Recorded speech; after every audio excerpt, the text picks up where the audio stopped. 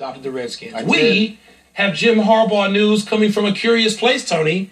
Ann Arbor, Michigan.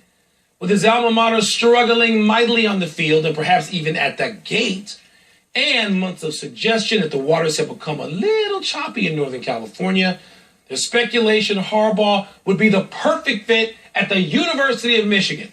Tony, could you see this? Harbaugh, a Michigan man leaving pro football to say Big Blue. Doesn't this scenario make perfect sense?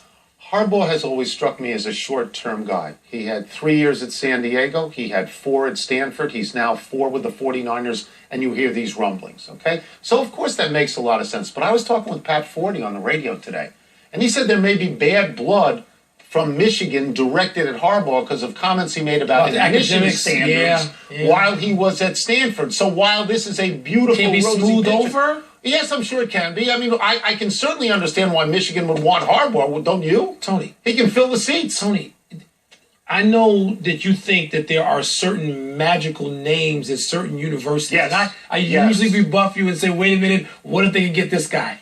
At the University of Michigan, where they're now having giveaways apparently for tickets because they're worried about having a 39-year streak of 100,000, people in the fannies on Saturdays broken.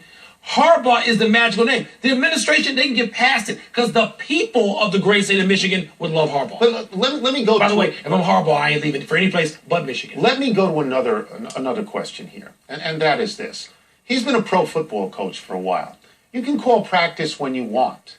You don't have to recruit pro football players. Now, you're asking him to come back and go through restrictions as to when you can practice, recruit, what you have campus. to do. You don't see Pete Carroll going back. You don't see Chip Kelly going back. So philosophically, it may sound great, but will a pro coach go back to that? I would not do it.